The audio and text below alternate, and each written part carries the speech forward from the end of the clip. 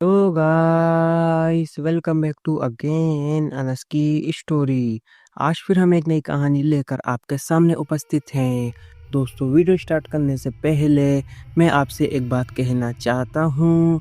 अगर ये वीडियो आप तक पहुँच गई है तो प्लीज़ आप चैनल को सब्सक्राइब करें और मुझे अपना छोटा भाई समझकर सपोर्ट करें, क्योंकि आपके सब्सक्राइब करने से हमें मोटिवेशन मिलता है और वीडियो बनाने में भी अच्छा लगता है। तो प्लीज़ आप लोग मुझे सपोर्ट करें। तो चलिए शुरू करते हैं आज की कहानी। पिशाचनी का खौफनाक रहस्य हॉरर स्टोरी।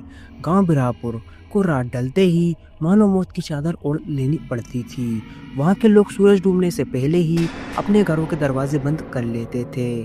बच्चों को सख्त हिदायत दी जाती थी कि अंधेरा होते ही बाहर पैर ना रखें। कहा जाता था कि गांव के पास की पुरानी उजड़ी हवेली में एक पिशाचनी का वास है। एक ऐसी आत्मा जो किसी जमाने में एक निर्दोष औरत की थी, परंतु समाज के पाप और पुरुषों की हवस ने उसे मौत से भी बदतर जीवन दे दिया। फिर एक रात उस औरत की जलती लाश में कुछ ऐसा समा गया जो इंसानी ना था। उसकी आत्मा अब इंसानों से नफरत करती थी, खासकर उन लोगों से जो रात में उसकी हवेली के पास से गुजरते हैं।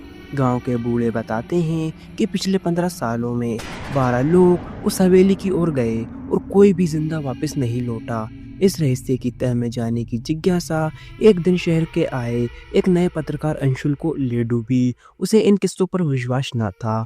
वह इसे एक आसपास की अफवाह समझता था और इसकी पोल खोलकर एक बड़ा आर्टिकल लिखना चाहता था। कैमरा, टॉर्च और नोटबुक लेकर वह रात 10 बजे हवेली की तरफ निकला। रास्ता सुनसान, चारों ओर घना अंधेरा और जंगली पेड़ों की सरसराहट थी। जैसे ही वह हवेली के दरवाजे के पास पहुंचा, उसके कैमरे की लाइट अपने आप बंद हो गई।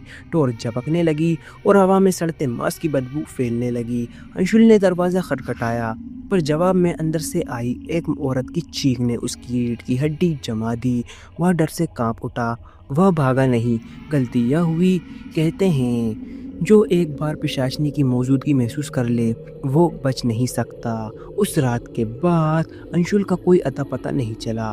पुलिस को उसकी टूटी हुई कैमरा, खून से सनी हुई डायरी और पास के पेड़ पर उल्टा टंगा हुआ मोबाइल मिला, जिसमें आखिरी वीडियो रिकॉर्डिंग थी।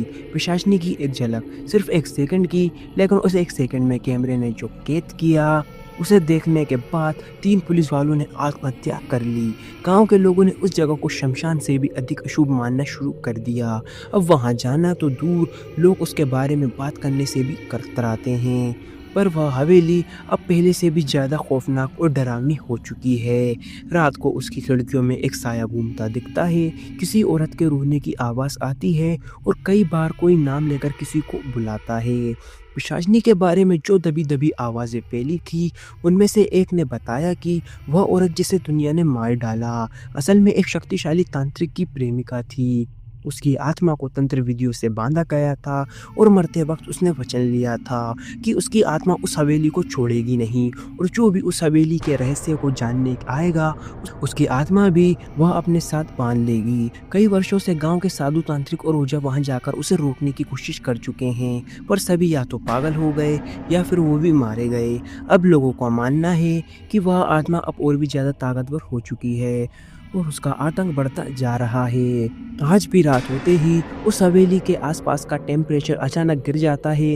पेड़ खुद ब खुद हिलते हैं और सड़कों पर लाल साड़ी पहने एक परछाई चलती दिखती है। कहते हैं, अगर कोई उसकी आंखों में आंख डाल ले तो वह उसकी आत्मा को चीर डालती है।